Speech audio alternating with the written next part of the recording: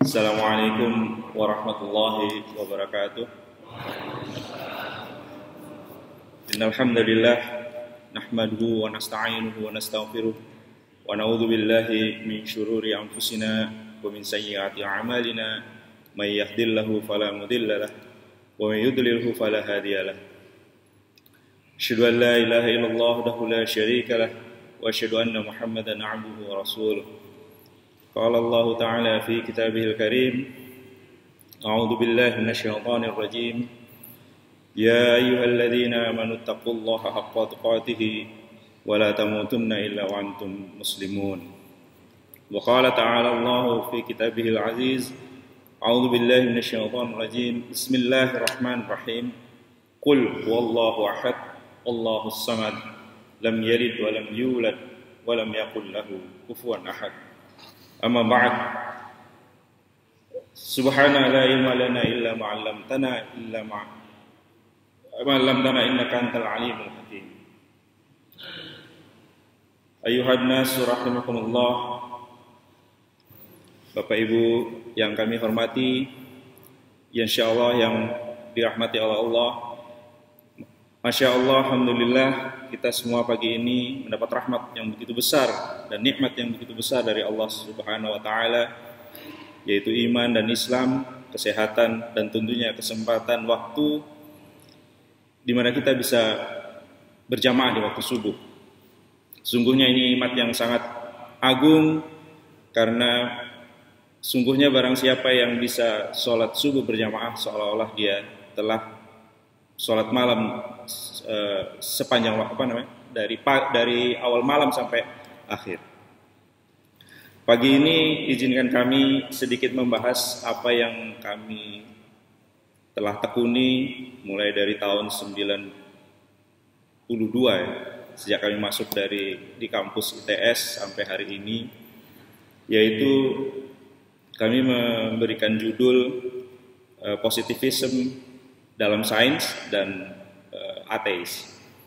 Ini merupakan fenomena yang telah mengusik kami sejak tahun itu sampai hari ini. Tentunya ini juga berlaku tidak saja bagi kita semua yang kami pribadi yang sehari-hari berkecimpung di dalam dunia fisika, tapi juga ilmu-ilmu lainnya yang memang dia berdasarkan atau berbasis pada pengamatan atau eksperimen, atau sebutan kerennya di dalam kaidah ilmu adalah pembuktian secara empiris.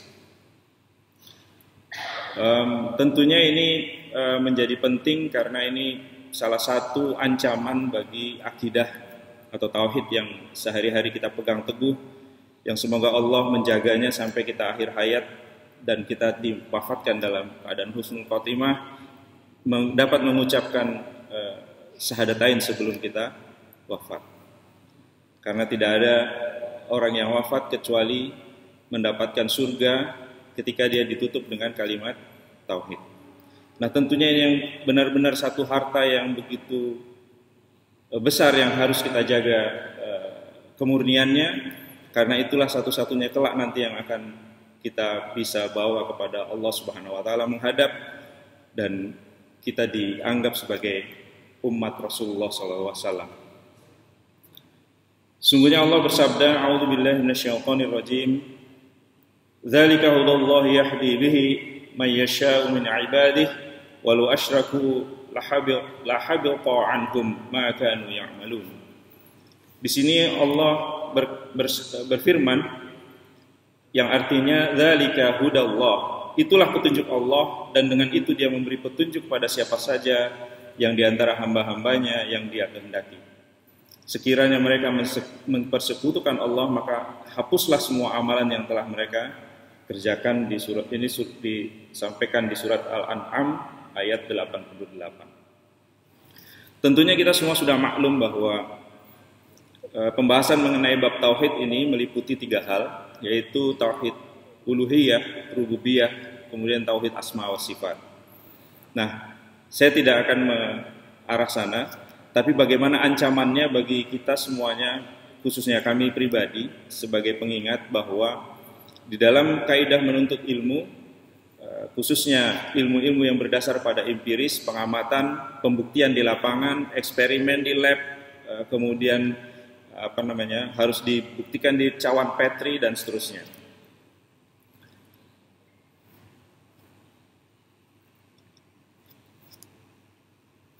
Mari kita tilik dulu dari akar kata positivism, karena di dalam kaidah keilmuan positivism ini selalu diangkat karena kami sudah beberapa kali membimbing mahasiswa doktoral selalu di dalam proposal disertasinya, bahkan kemudian di akhir dari disertasi tersebut selalu metodologi yang diambil atau cara yang diambil dalam penelitiannya selalu menggunakan kata-kata terpenggal di situ adalah positivism.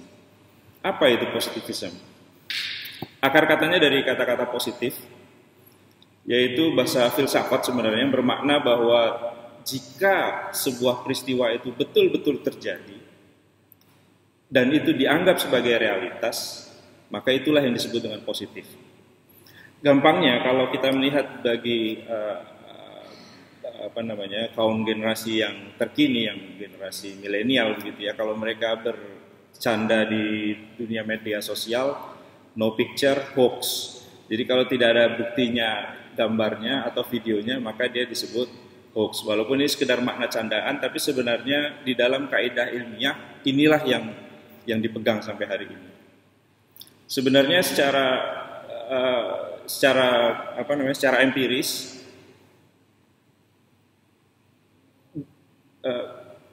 cara ini telah banyak dipergunakan bahkan sebelum peradaban itu ditulis. Misalnya ketika orang menemukan fenomenon magnet, bahwa ada di alam ini sedikit bebatuan atau bagian dari alam ini yang dia akan tarik menarik dan tolak menolak. Dan ini ditemukan jauh sebelum abad modern. Ada yang ditulis, ada yang belum. Kemudian penemuan terkait dengan minyak bumi, bahwa dia adalah obat-obatan. Itu juga ditemukan, diamati, diuji coba oleh manusia kala itu, kemudian dicatat, dan akhirnya diketahui hari ini bagaimana manfaatnya minyak bumi seperti yang kita pakai sehari-hari. Ini semua menunjukkan bahwa metode ini sudah lama bekerja dan akrab dengan kita semuanya. Nah, namun yang jadi masalah ketika kemudian secara kaidah ilmu di dalam fisika kita bisa saja mengamati apakah itu menjadi kebenaran yang mutlak. Mari kita amati teman kita yang sedang duduk pagi hari ini. Anda mengamati saya bahwa saya sedang diam di mimbar yang terhormat ini, yang mulia ini. Kemudian saya mengamati Bapak Ibu sekalian juga sedang diam duduk memperhatikan di tempatnya masing-masing. Tapi sebenarnya kalau dari kacamata fisika kita tarik sedikit bahwa kita sedang berada di luar bumi, sebenarnya kita sedang bergerak, bumi itu berputar di porosnya dengan kecepatan 1.600 km per jam saat ini, detik ini juga. Sehingga kalau saya mengamati dari bulan, Bapak Ibu tidaklah diam, tapi Bapak Ibu adalah sedang bergerak. Kemudian bumi itu sendiri berputar dengan kecepatan 110.000 km per jam relatif terhadap matahari. Nah, kalau saya mengamati dari bulan, hanya melihat bumi, pergerakan bumi terhadap matahari tidak akan terlihat kecuali saya melihat bumi dan matahari, kedua objek ini saya amati dari bulan. Baru saya bisa melihat bahwa sebenarnya bumi itu bergerak dengan kecepatan yang demikian tingginya, 110 km per jam. Sampai hari ini belum ada alat ataupun wahana yang bisa bergerak secepat itu. Kemudian, kalau kita menjauh kembali, lebih besar lagi, kita mengamati bahwa bumi ini berada di dalam galaksi Bima Sakti. Galaksi bumi bergerak atau galaksi Bima Sakti itu sendiri berputar sehingga membentuk seperti spiral itu dengan kecepatan yang jauh lebih tinggi lagi.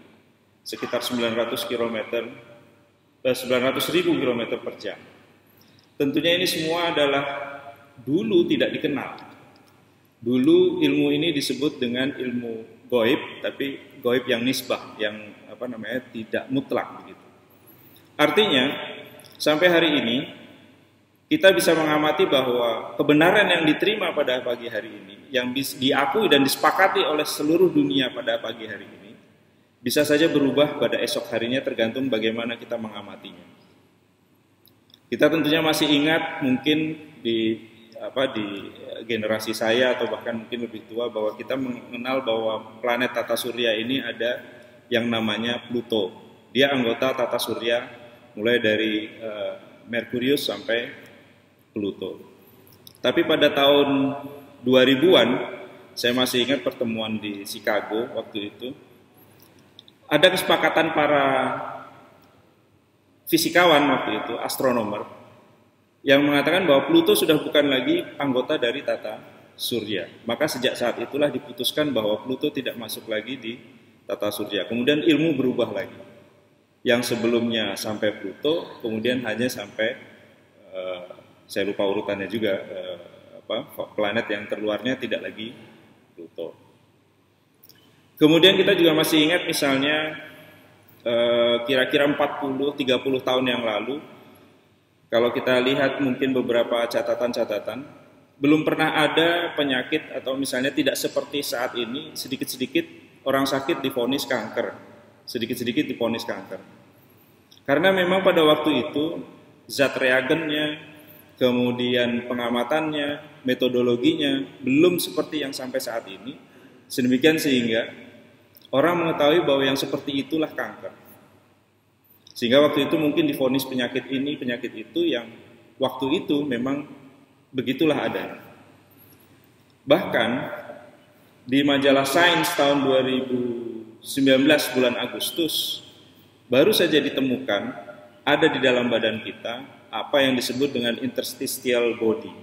Interstitial body itu sebenarnya adalah satu sistem sama seperti peredaran darah kita. Bedanya, di dalam peredaran darah kita itu sudah maklum, mahasiswa kedokteran di semester awal-awal ketika belajar anatomi juga mereka sudah maklum bahwa dari jantung sumbernya, kemudian mengalirlah darah itu lewat pembuluh darah, arteri untuk yang kaya oksigen, dan vena kembali lagi ke jantung yang miskin dengan oksigen. Kalau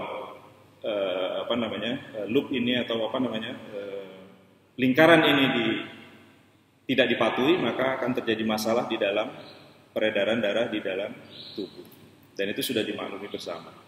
Nah, Agustus 2019 ditemukan sistem peredaran yang baru yang disebut dengan interstitial fluid. Ahli mengatakan bahwa apa waktu itu manfaatnya ya? 2019 sampai 2023 ini belum lama ya. Kita masih anggap dia sebagai sesuatu yang baru dan sistem ini belum familiar begitu di dunia kedokteran. Tapi minimal para ahli sudah mengetahui bahwa sebenarnya jika ada perubahan fungsi di dalam sel, disinilah terjadinya. Entah itu berubah menjadi lebih baik karena dia sehat atau dia disitulah sumber penyakit. Tapi apakah ini final atau belum, masih sampai hari ini masih di dalam penelitian. Yang ingin saya sampaikan dari sini sebenarnya adalah bahwa secara ilmu empiris, secara praktikal, keseharian kita, ternyata pengamatan manusia itu terbatas. Bahwa kita dari hari ke hari menciptakan sesuatu yang baru untuk bisa melihat lebih kecil lagi, atau lebih besar lagi, yang sebelumnya dia tidak terlihat kemudian bisa jadi terlihat. Mungkin Bapak Ibu juga pernah mengikuti berita ketika Hubble Space Telescope bisa melihat yang konon waktu itu digadang-gadang bahkan para ilmuwan dengan jumawanya dari astrofisik begitu ya, mereka mengatakan kami akan mengintip surga dan neraka dengan teleskop Hubble ini. Teleskop Hubble itu kalau tidak salah kira-kira mengudara orbit pertama kali sekitar tahun 2000-an, 1998, 1999. Dan dia baru purna tugas kira-kira 2 tahun yang lalu, 2020 begitu ya. Tapi sampai hari ini masih mengorbit dan masih memberikan citra atau fotografi, kalau bisa dibilang fotografi ya. Bagaimana alam semesta ini. Tapi kemudian ternyata sampai hari ini Hubble Teleskop tidak sanggup mendeliver apa yang mereka janjikan waktu itu. Kami ingin mengintip apa sih isinya surga dan neraka. Karena waktu itu saking yakinnya bahwa teleskop ini mampu mengambil gambar ribuan atau miliaran tahun cahaya di ujung alam semesta ini. Dan waktu itu dengan jumawanya, dengan angkuhnya, arogannya begitu ya, bahwa di ujung alam semesta ini ada surga dan neraka. Makanya kami ingin mengintip surga dan neraka waktu itu. Nah, sikap yang seperti ini yang kemudian yang ingin kami bahas pada pagi hari ini. Kemudian tidak puas, mungkin pernah mendengar apa yang disebut dengan James Webb Observatory. Dia adalah observatorium atau pengganti Hubble Space Telescope tadi itu yang diluncurkan, dan lagi-lagi sikap itu diulangi lagi. Ternyata manusia itu nggak kapok gitu, dengan angkuhnya mengatakan bahwa kami ingin melihat ujung alam semesta. Tapi sampai hari ini, alhamdulillah, ujung alam semesta itu belum terintip juga. Subhanallah, Masya Allah, alam ini begitu luasnya, bahkan instrumen yang kita luncurkan yang terbaik hari ini belum sanggup melihat ujungnya. Sebaliknya demikian pula, instrumen yang tercanggih saat ini belum bisa melihat bagaimana kecilnya sebenarnya pertanyaan hari ini. Itu sebabnya seringkali kita jika mengikuti pengumuman hadiah Nobel di akhir Oktober ataupun November, itu terkait dengan bagaimana bahan atau sebenarnya benda itu apa? Apa penyusun terkecil dari sebuah benda? Itu juga pertanyaan yang sampai hari ini masih elusif, masih belum tahu jawabannya. Kalau dulu mungkin kita masih mengenal elektron, proton, dan neutron, ternyata masih ada yang kecil lagi, quark masih ada anti-quark yang lebih kecil lagi, dan seterusnya sampai hari ini. Jadi yang kecil lagi masih terbelah menjadi kecil lagi, dan seterusnya. Masih belum ketemu juga benda paling kecil yang menjadi penyusun paling dasar dari materi. Nah, dari sini sebenarnya ilmu pengetahuan itu sendiri sudah dibuktikan beberapa kali dan banyak kali, bahkan baik itu di laboratorium maupun di tempat-tempat kita bekerja. Misalnya terkait dengan perilaku masyarakat kita yang demikian dan demikian. Tentunya kita masih ingat ketika fenomenon yang menurut kami juga tragis, ketika bangsa ini terbelah dua gara-gara pilpres. Mudah-mudahan tidak terjadi lagi. Dan kami juga mengamati kejadian ini juga terjadi di negara-negara lain. Sebelumnya tidak pernah terjadi seperti ini. Kalau kita mengadakan bahwa pemilihan presiden adalah pertarungan antara dua agama, tapi ternyata tidak. Ketika misalnya kita bicara pertarungan presiden di Amerika, itu juga terbelah menjadi dua. Yang satu kubu Demokrat, yang satu kubu Republikan. Namun anehnya, hanya baru-baru ini saja yang kemudian karena bebasnya media sosial, terjadilah pertarungan sengit di dalamnya. Sebelumnya tidak pernah terjadi seperti ini, benar-benar terbelah. Kita tidak ingin menyinggung itu, tapi intinya sebenarnya pun di dalam ilmu sains secara umum, tidak hanya fisika, pengamatan ini juga terbukti secara perilaku di masyarakat. Kita bisa saja berdalih bahwa sebelumnya tidak terjadi, kemudian terjadi. Tapi di negara lain juga demikian. Nah, sehingga ada pemicu yang sama, yaitu perubahan perilaku masyarakat tadi, diamati bersama, dan ternyata tidak unik terjadi di negara kita ini, tapi juga terjadi di negara-negara lain. Dan ini bisa saja berubah secara waktu, tergantung bagaimana kita mensikapi sebagai anggota masyarakat. Oleh sebab itu, sebenarnya yang ingin kami sampaikan di sini adalah bagaimana mindset kita sebagai seorang muslim. Karena inilah yang sebenarnya menjadi peringatan bagi kami pribadi, bagaimana kita bersikap ketika kita menghadapi ilmu yang mendapatkan informasi yang baru, mengamati fenomena yang baru atau fenomena yang baru terjadi di masyarakat maupun di alam ini, sehingga kita bisa mencari kesimpulan dan tidak angkuh seperti ilmuwan tadi yang kami sebut di atas.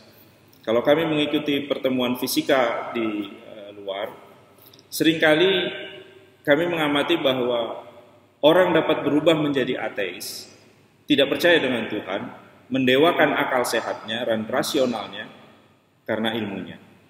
Oleh sebab itu kami berkesimpulan dari sekian tahun kami berkarir di dunia fisika, sebenarnya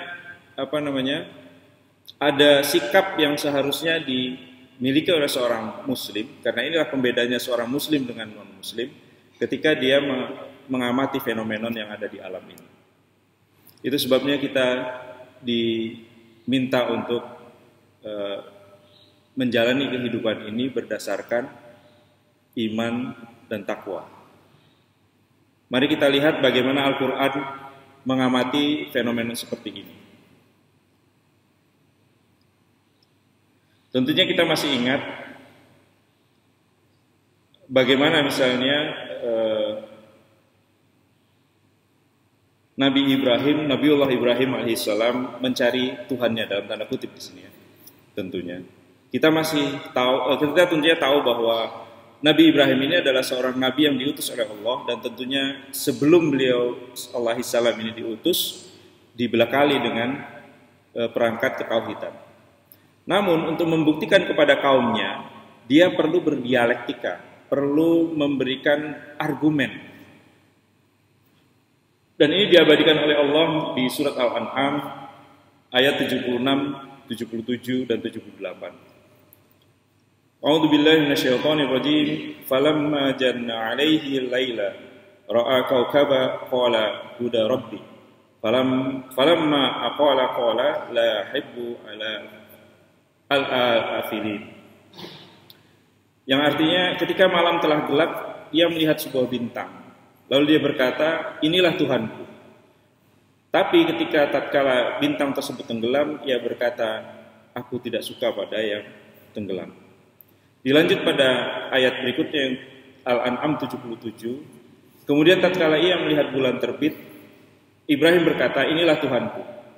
Tapi setelah bulan itu terbenam, ia berkata, sungguhnya jika Tuhanku tidak memberi petunjuk kepadaku, pastilah aku termasuk orang yang sesat. Berikutnya masih dilanjut di surat 78. Ketika ia melihat matahari terbit, maka Ibrahim berkata, inilah Tuhanku, ini yang lebih besar. Maka tatkala matahari itu terbenam, maka ia berkata, hai kaumku, sungguhnya aku berlepas diri dari apa yang kamu persekutukan. Allah sengaja menceritakan di surat Al-An'am ini menjadi satu kesatuan, karena ini dia Nabi Ibrahim settingnya waktu itu. Kalau kita perhatikan di tafsir dan ayat sebelumnya, Nabi Ibrahim sedang berdialog dengan kaumnya, dengan orang banyak. Beliau ingin mengatakan secara pengamatan bahwa di alam semesta ini janganlah engkau menyembah benda-benda yang ada di alam ini, dan menunjukkan kenapa alasannya dia atau benda-benda ini tidak bisa dijadikan sesembahan. Di Al-An'am ini berhenti. Namun kalau kita kaitkan ketika dialog Nabi Ibrahim dengan alaihissalam dengan Najar Namrud di kesempatan yang lain, kita akan temukan di surat Al-Baqarah 260. Di 260 ini sebenarnya ayat sebelumnya 259 dan 258 itu adalah terjadi dialog Nabi Ibrahim dengan Raja Namrud, yang saya ambil di 260-nya saja. Karena setelah dua ayat sebelumnya tadi itu 258, 259 dengan Raja Namrud, kemudian di 260 Nabi Ibrahim berdialog kepada Allah, yang artinya, dan ingatlah ketika Ibrahim berkata, ya Tuhanku, perlihatkan kepadamu bagaimana engkau menghidupkan orang-orang mati. Karena dialog sebelumnya Raja Namrud mengatakan, bagaimana Tuhanmu menghidupkan dan mematikan? Aku juga bisa, begitu kata Namrud. Kemudian dipanggil dua orang, satu dibunuh, satunya dibiarkan hidup. Kemudian Nabi Ibrahim dan Raja Namrud mengatakan bahwa cobalah engkau memisahkan antara timur dan barat. Itu di surat 259, Raja Namrud terdiam. Nah, kemudian di 260 ini saya ulangi lagi, dan ingatlah ketika Ibrahim berkata, "Ya Allah, ya Tuhanku, perlihatkanlah padaku bagaimana engkau menghidupkan orang-orang yang mati." Allah berfirman, "Belum yakinkah engkau?" Nabi Ibrahim menjawab, aku telah meyakininya, namun agar hatiku mantap dan imanku, maka tunjukkanlah. Allah berfirman, kalau demikian ambillah 4 ekor burung, dicincang, kemudian taruhlah di 4 bagian dari bukit yang terpisah. Kemudian panggillah mereka. Kemudian dipanggil oleh Nabi Ibrahim dan burung itu kembali seperti sedia kala. Nah, di sini ada proses yang sebenarnya Allah ingin menunjukkan bahwa ketika kita mengamati, kemudian Allah menyatakan kun dan fayakun dan terjadi, maka terjadilah. Di situ tidak lagi bisa diamati. Di situ tidak bisa lagi diamati. Artinya, apapun yang kita lakukan secara empiris, pada satu saat, pada satu ujungnya, tinggal iman dan Islam sajalah yang bisa menyelamatkan kita pada kondisi ini. Contoh, ketika kami misalnya menebar benih di laboratorium. Benih sudah dipilih. Benih sudah diberikan perlakuan khusus. Kami yakin 100% kalau benih ini kami tanam pasti tumbuh. Karena apa? Secara kualitas, kuantitas, secara keilmuan, kaidahnya, benih ini adalah benih yang terbaik. Begitu pula dengan tanahnya. Tanahnya kami sediakan pula yang terbaik. Namun, dari sekian kami tebar waktu itu kurang lebih ada 15 biji, begitu ya, 15 benih di semayannya. Ternyata qadar Allah tidak semuanya tumbuh. Hanya sekitar 70%, 30% itu nggak tumbuh-tumbuh sampai akhirnya kami nyatakan dia tidak tumbuh, dia harus dibuang karena dia tidak termasuk dari benih yang unggul tadi. Dan benih yang unggul ini memang betul sesuai dengan perhitungan kalkulasi kami bahwa dia akan tumbuh dengan baik, kemudian memberikan buah yang baik pula. Di Al-Quran juga pernah disebut bahwa tugasmu hanya menebarkan benih, sungguhnya benih mana yang tumbuh itu adalah haknya Allah. Kita tidak pernah tahu bahwa benih, bahkan teknologi benih yang sudah kita kuasai di Indonesia ini dengan baik, di laboratorium kami di ITS dengan baik, pun tidak sanggup mengatakan memastikan bahwa benih ini akan tumbuh. Disitulah kami kembali lagi, Allahu Akbar, ini adalah kekuasaan Allah. Allah sajalah yang bisa menghidupkan mana yang Dia kehendaki, mana yang Dia tidak kehendaki.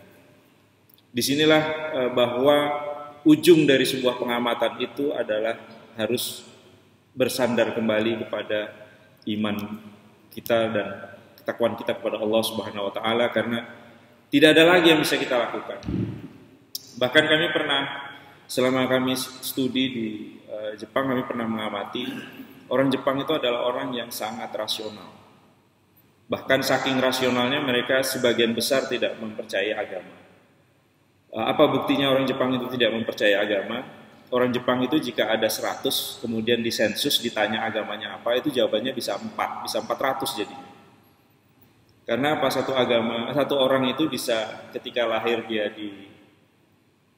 dirayakan sebagai agama Shinto, kemudian ketika menikah dia dirayakan secara Kristiani, kemudian ketika ketika dia wafat dia dibakar seperti layaknya Hindu. Satunya lagi saya lupa momen apa begitu yang dia menganut agama lain sebenarnya. Jadi di dalam kehidupan seorang Jepang mulai dari lahir sampai meninggal itu kurang lebih ada 4 agama di situ, dan Islam tidak ada di sana. Nah, satu saat ada profesor kami di laboratorium biologi waktu itu, teman kami dari Aceh. Dia tidak percaya agama, tapi qadarullah satu saat istrinya itu menjelang sakaratul maut. Kemudian kami hibur si profesor ini, Prof, sudah diikhlaskan saja. Intinya kurang lebih begitu ya, diikhlaskan saja karena tim dokter seluruhnya telah memberikan yang terbaik untuk ya istrinya kena kanker waktu itu dan sakaratul maut dan menjelang meninggalnya. Si profesor ini berkata kemudian, iya, sungguhnya sudah tidak ada lagi yang kita bisa perbuat. Sungguhnya ada sesuatu yang kami tidak tahu. Dan takdir itu bukan takdir, dia menyebutnya bahwa ya memang demikianlah kehidupan ini harus berakhir. Artinya bahkan orang yang serasional itu mengakui di ujungnya bahwa ada sesuatu yang lebih besar, lebih, kalau bahasa Inggrisnya itu omnipotent, dia punya kemampuan yang serba maha begitu, yang kemudian manusia pun dengan teknologi secanggih apapun, dengan biaya yang dia tumpahkan, dia curahkan semuanya untuk menyelamatkan nyawa istrinya ini sudah tidak bisa. Disinilah kesimpulan kami bahwa sebagai seorang ilmuwan, kemudian juga saya berharap di sini juga Bapak Ibu sekalian mungkin bisa mengambil hikmah dari pelajaran dari Nabi Ibrahim ini, dialognya dengan Allah Subhanahu wa taala, untuk membuktikan bagaimana Allah ini menghidupkan makhluknya. Itu sesungguhnya ada sesuatu yang itu bukan urusanmu. Sungguhnya kita hanya diberi ilmu dengan yang sedikit. Tidak sanggup kita mengamati seluruhnya bagaimana mekanismenya tahap demi tahap sehingga makhluk itu kembali hidup, atau bahkan sebaliknya ketika makhluk itu dicabut nyawanya. Sampai hari ini walaupun ada kabar mengenai penelitian mengenai bagaimana itu hidup, bagaimana itu mati, tapi sampai hari ini belum ada kalau langkahnya begini maka dia akan mati. Kalau langkahnya begitu maka dia akan hidup.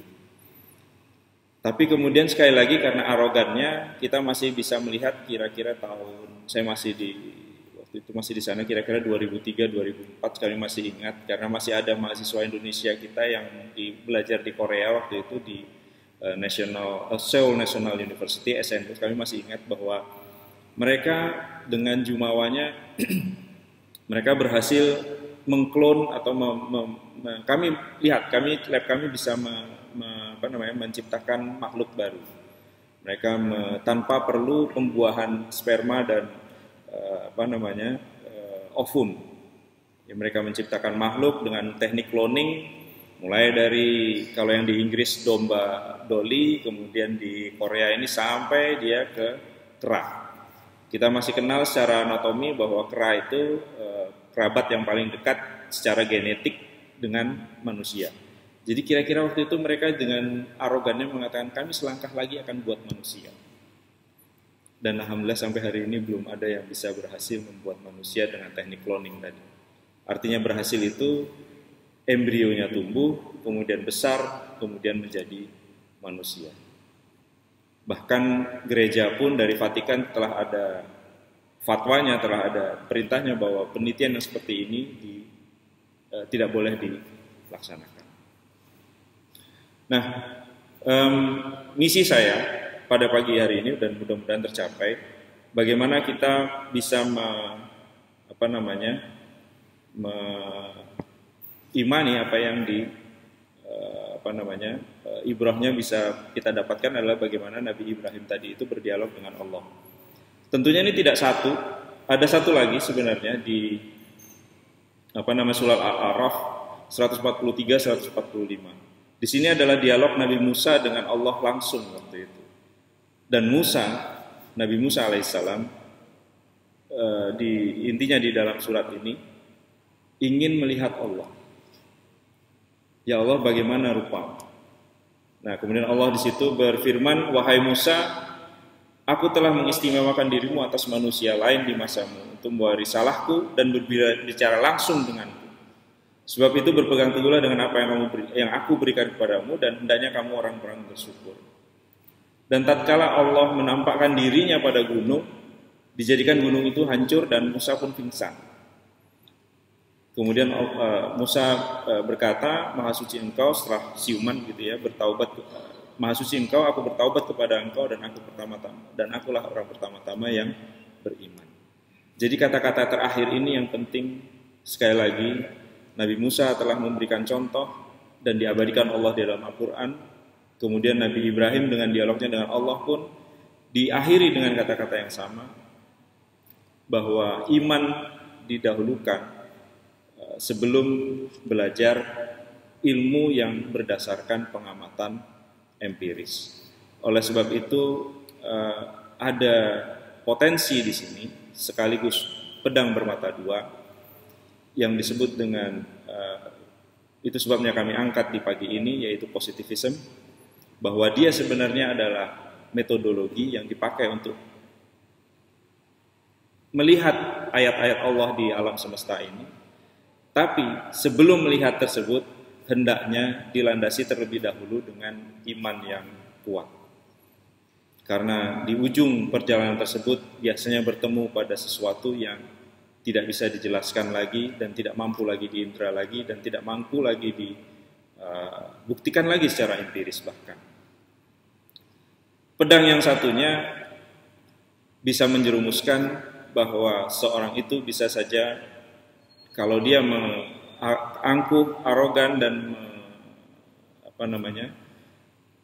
menonjolkan bahwa kepintarannya lah, akalnya lah yang menyebabkan ilmu itu bisa diketahui oleh orang banyak dan ini tidak sedikit, maka dia bisa terjerumus menjadi orang yang tidak percaya lagi kepada Allah Subhanahu wa Ta'ala. Wa iyadzubillah, semoga kita dilindungi oleh Allah Ta'ala dari sifat yang seperti ini, dan tentunya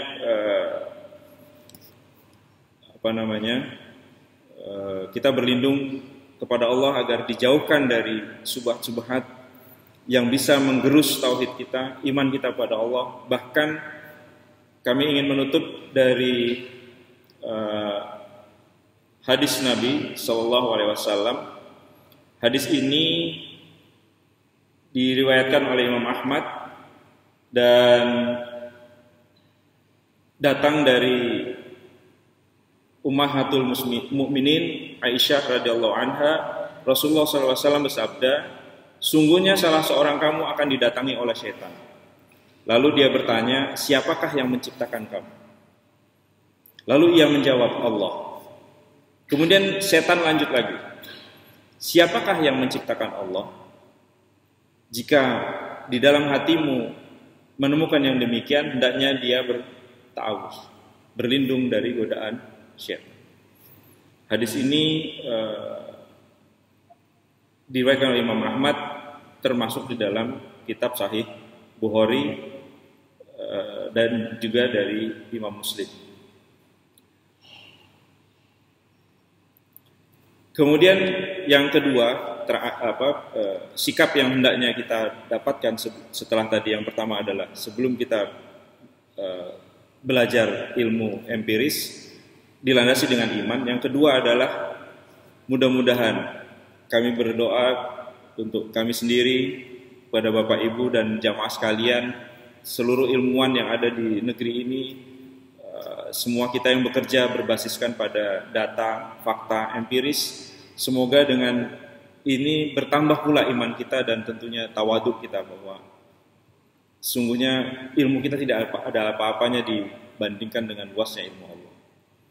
Demikian saja yang dapat kami sampaikan, mudah-mudahan ada manfaatnya dan mudah-mudahan ini menjadi benteng bagi kita pengetahuan ini agar tauhid kita bisa terjaga hingga kita diwafatkan Allah di sisa-sisa waktu kita yang tinggal sedikit ini.